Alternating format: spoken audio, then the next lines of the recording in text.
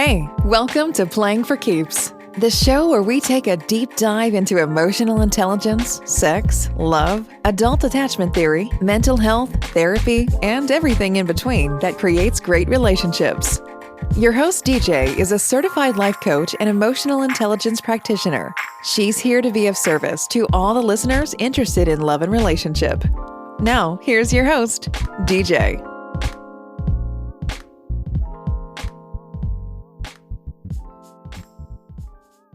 Hey everybody, it's your girl DJ with Playing for Keeps podcast, and today I am here by myself, kind of doing a mental check-in along with talking about how not to fall heads over heels for someone's potential, and I will be using my own personal dating story.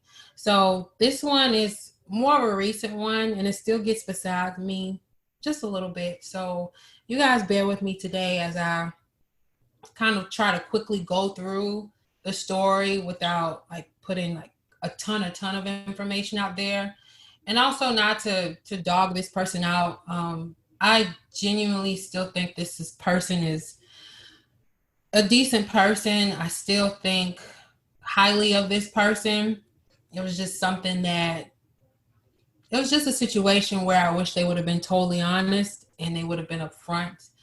But overall, I don't have ill feelings. So I do want to put that out there before going into detail about the story, and just take ownership in my own part of what happened and why things ended the way that they did. So I do acknowledge all of those things. So before getting into the story, I want to give a shout out to relationship and life coach Rachel D.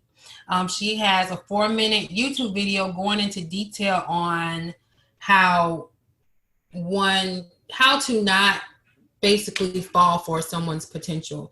And I wanted to talk about this event on my podcast for a while, but didn't know how. But after watching her video, it just the situation popped up, and it, kind of gave me, I wouldn't say the courage, but just, gave me the oomph to talk about it on the podcast. So another thing about her, so I'm going to include that video in the show notes. I'm also going to include her website, just in case anyone wants to connect with her.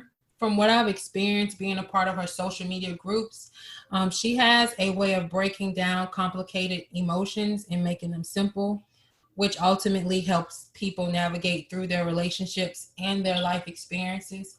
So I highly would recommend her if you're somebody who's struggling with just your emotions, if you're struggling within your relationships, if you're trying to find yourself. I strongly would recommend her, and I'm going to have all of her information in the show notes. But anyway, so on other podcasts, I've talked about my last relationship quite often.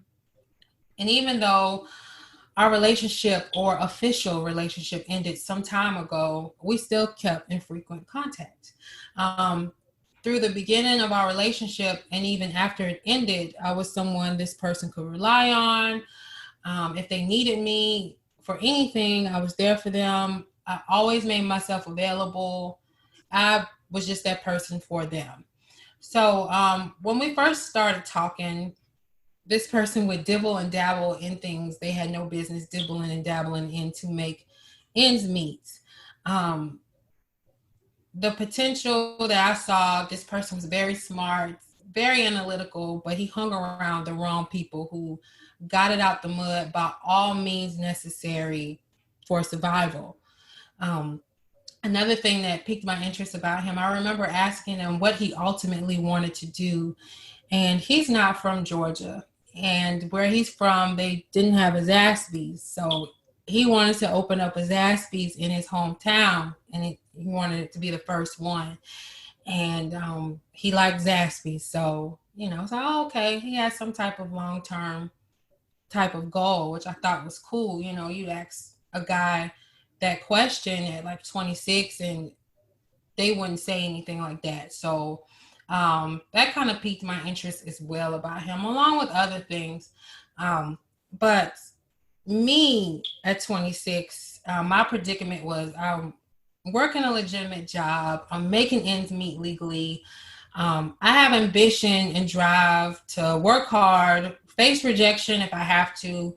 I stayed up late. I did whatever I needed to do legitimately to reach my goals and to succeed. And I wanted to instill these ideals in him, especially since he expressed other things that I mentioned before, and just his personality just seemed like you could do this legitimately and make a lot of money and just be your greatest self. That's just what came to mind for me, for him. And it was just one of my goals. Let's help him. So without putting all of his business out there, something happened where he had no choice but to change up. And this was right around the time I entered into his life. So things he wasn't doing before he was. When I met him, he had his own place, but no car, no legitimate job. He wasn't in school, and other things in between he didn't care about or know about, he knew.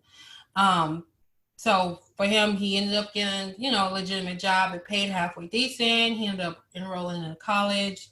Talked about a lot of things that just pertain to life and just things you could do to better yourself, to have the things that you want without screwing people over or doing illegal stuff. So within a span of about 8 months, we did end up officially breaking up. But after us officially breaking up, we kept in contact. If he needed anything, I was there. Like I said, I made myself available to him.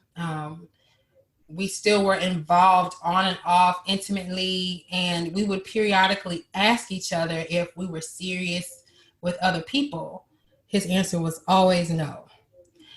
So I did notice within the last couple of months when we were talking that he was more distant. And I remember expressing this to a friend. Keep in mind, though he seemed distant, we were still in communication. Just not how it used to be. So this friend calls me up one day and was like, didn't you say so-and-so has been distant? I said, yeah, but we spoke last week. And she was like, did he tell you he has a baby on the way? And I was like, wait, what? Like, what? She was like, yeah, from what I hear, the baby's due any day now. So I sent him a text saying, I just want to know if it's true. He took a minute to text me back, and he was like, yeah, with the emoji with the hand in front of the face. I'm going to tell y'all, I tried, y'all. I tried really, really hard to take the high road and not let him know that it bothered me that he did not tell me.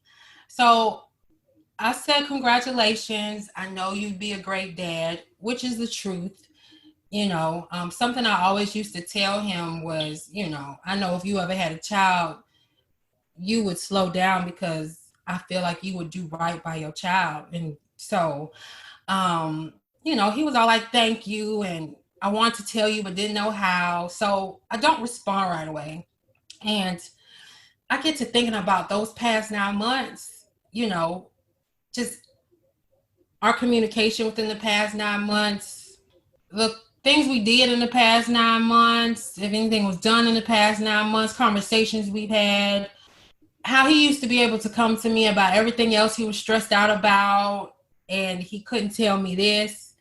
I'm reaching out, he had times where he's reaching out. So after a while, because I'm just hurt and angry just of the thoughts, I text him like, just, why you didn't tell me? Like, why you didn't tell me? You know what I'm saying? And I said more than that, but I can't fully remember what I said, but the basis of the text was just why, you know what I'm saying? And after a while, he texts back apologizing, telling me he didn't know how to tell me something that would hurt me, yada, yada, yada. And where I'm at now, I'm telling him like where I'm at now, like, well, now I know your intentions for me weren't hitting no shit. Like, clearly they weren't. They were questionable before, but now it's like, okay, now I know for real that you just was dragging me along. Like this is fucked up. Like like oh my God. So I asked a few more questions that he didn't want to answer, and then he ends it with, I'm hoping we could still be friends. And I remember being like, we never were friends if you couldn't tell me that you got serious with somebody else, you impregnated somebody else, and we, like, what the hell were you thinking? Like, where was this gonna go? Like, were you just gonna? I don't know what the hell he thought, because I mean, like I said, we still communicated from time to time. Like, anyway, like, ugh. So that's how that kind of ended. But I had to sit with myself and be honest to figure out, why did this blow hurt me so bad? Like, let me tell y'all, I am an emotional eater. Like, I eat through depression. I eat when I'm happy, sad, everything. I lost my appetite for 2 days. I could not eat for 2 days. And I was super emotional after hearing that news. And I just had to really sit with myself and think, why did this cut me so deep? And after some serious thinking, subconsciously, just I thought, I had some growing to do. He has some growing to do, and maybe we can grow apart. And while we're growing apart, just somewhere in the future, we can come back together. I really think subconsciously I thought that, even though I knew consciously he wasn't trying to make it work, but somewhere deep down in my psyche, I thought maybe, just maybe in the future, So I never fully let go of the idea of him being that person for me.